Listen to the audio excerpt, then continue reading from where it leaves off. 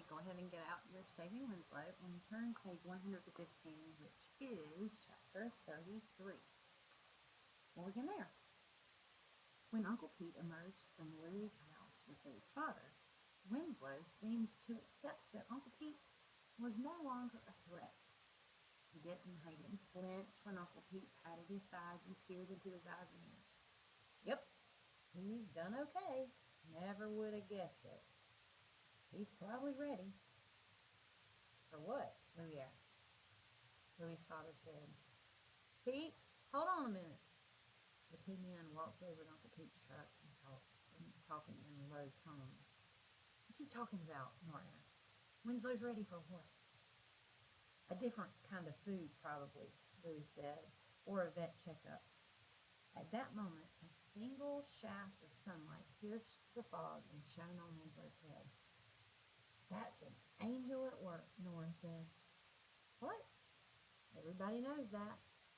Uncle Pete waved as he pulled out of the driveway. From next door, Matt called out of the window. How's Winslow? Good, Louie said. You coming over? Soon as Claudine gets here. My sister? Nora asked. That Claudine? Well, that's the only Claudine I know. So, Matt, Louie said, you two are speaking again? Yep, speaking and smooching. Nora said, Ugh. Winslow's reaction was harder to distinguish. Ear. On the other side of Louie's house, Mrs. Tooley called out, Shut that donkey up! Shut up! We don't say that. That's Louie. Louie's mother opened the back door. Was that Mrs. Tooley yelling about Winslow? Yep. Winslow annoying her again? Yep. Baby cried and Winslow brayed. Shut up! Sorry, Mrs. Tooley, Louie called. I'm trying to get this baby to sleep. Sorry. And then under his breath, so that Mrs. Tooley could not hear him, he said, Sometimes your baby crying wakes me up. Louie's father joined them in the pen. We need to talk, he said. Nora said, Uh-oh, gotta go. You can stay, Louie's mother said. It's okay. No, I don't like bad news. Who says it's bad news? Louie asked. Chapter 34. I knew it.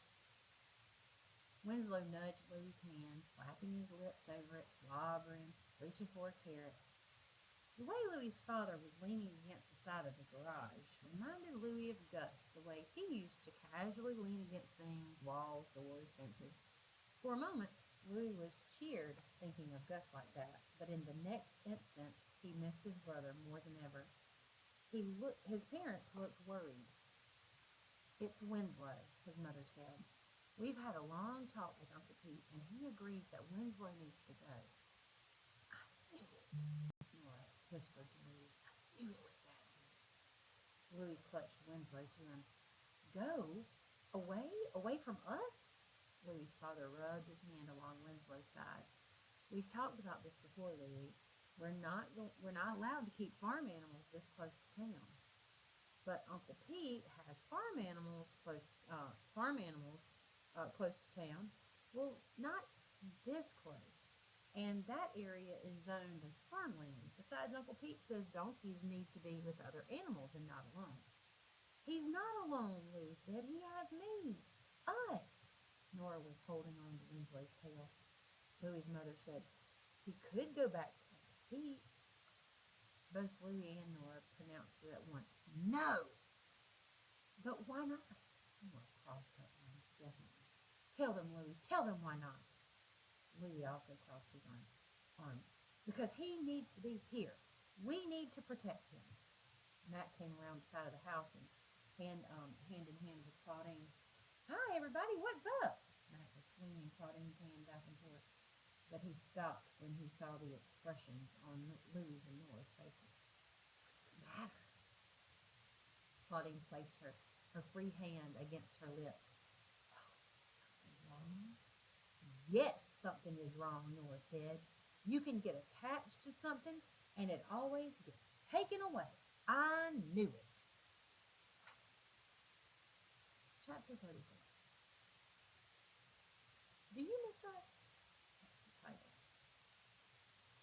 That night, Louis lay in Gus's bed under the quilt that smelled like his brother. He wanted Gus to come home. He wanted to ask him things like, are you afraid? Are you hungry? Are you cold? Are you safe? Do you miss us? He wanted to tell Gus about Winslow, about how he loved Winslow with all of his heart. He wanted to tell him that Winslow understood things, that Winslow loved him back, and that he was funny and goofy and occasionally loud, and Louis could not imagine life without Winslow. Before Gus left for the army, Louis had not been able to imagine life without Gus, and then one day he was gone, leaving behind big, empty spaces. He wondered about Nora, what Nora had said.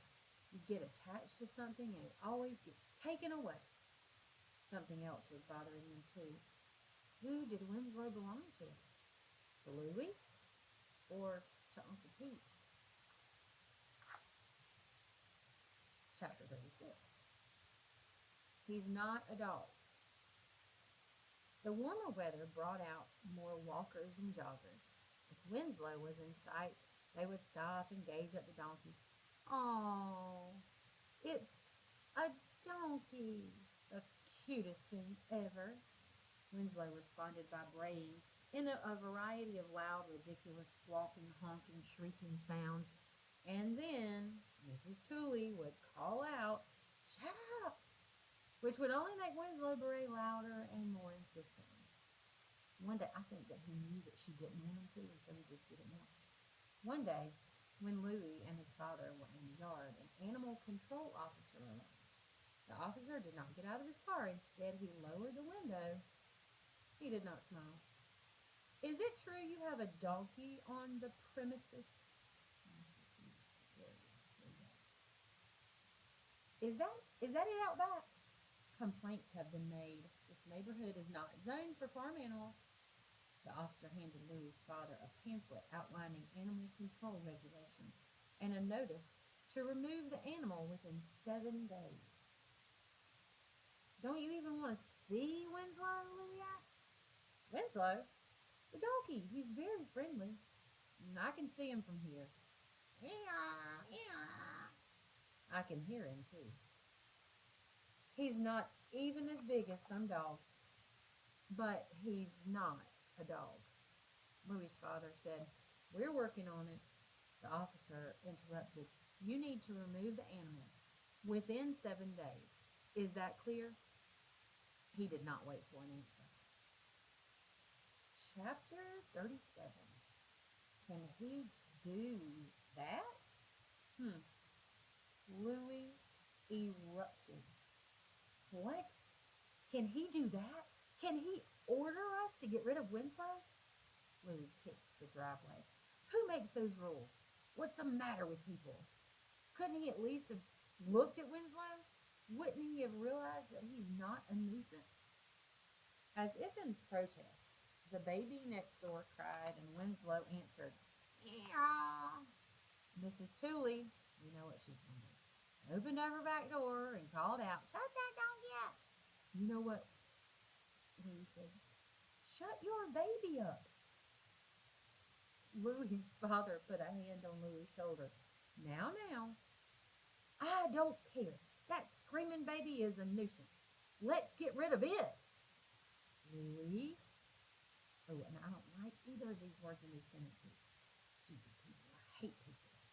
I don't like the word stupid, and I don't like the word hate. Louis. The daddy said. All right, chapter 38, and this is the last one. I can understand how he feels, though. Why he would want to use those words. Later that same, chapter 38. You have a donkey? Is the title. Later that same day, another car pulled up in front of Louis's house. A woman in a khaki-colored uniform stepped out and then reached back inside for a clipboard. Louis froze. Is this about Gus? She was as thin a person as Louis had ever seen. So thin, you could see the bones of her hollowed face. You could see all of the tendons in her neck as if she stretched it forward, eyeing the house and Louis. As she approached, Louis saw the badge on the pocket of her shirt. Sorry. It read, Board of Health. Beneath that was a small photo of a skeletal, I'm sorry, beneath that was a small photo of the skeletal woman's face and a name, Dolores. You live here? She asked. Her voice was crackly, as if it might disintegrate at any moment. Yes. Your parents home? Yes. Dolores checked her clipboard. You have a donkey? Yes. Dolores tapped her clipboard with a pen and shook her head. Can't have donkeys here. It's only a little one, no bigger than a dog. From the backyard, sensing a stranger, Winslow let out a loud, croaking, honking, eeyaw, eeyaw. Oh, my. That sounds like a donkey, all right. Dolores started down the driveway toward Winslow's pen as he continued to bray loudly and obnoxiously, of course. Can't have donkeys here, Dolores repeated. Health hazard. But he's very healthy, Louis said. Want to pet him? Oh, no, I do not. Health hazard. Her dark eyes were like tiny marbles set back in her eye sockets. Ticks, fleas, fungi, not to mention the bacteria in the feces. Oh, I don't know if y'all know what feces is. Feces is people. It was difficult to hear over Winslow's loud protests. Well, he was making all sorts of noises. In the what? Louis asked. The feces. The poo. What is your procedure for dealing with the feces? Winslow did not like the stranger. His mouth was right up against the fence, yelling at her. From next door came the loud, oh my goodness, here's Miss Tooley again. From next door, the loud sound of the crying baby and the unmistakable voice of Mrs. Tooley. Shut that thing up! Shut it up now! Ah, Dolores said, complaint. I need to speak to your parents. She turned to the house and knocked on the back door. Louis stayed outside as she spoke with his parents. Maybe she was only doing her job, he thought, but she didn't even seem to notice how cute Winslow was. She didn't know that he had struggled to survive, nor that he could be gentle and loving.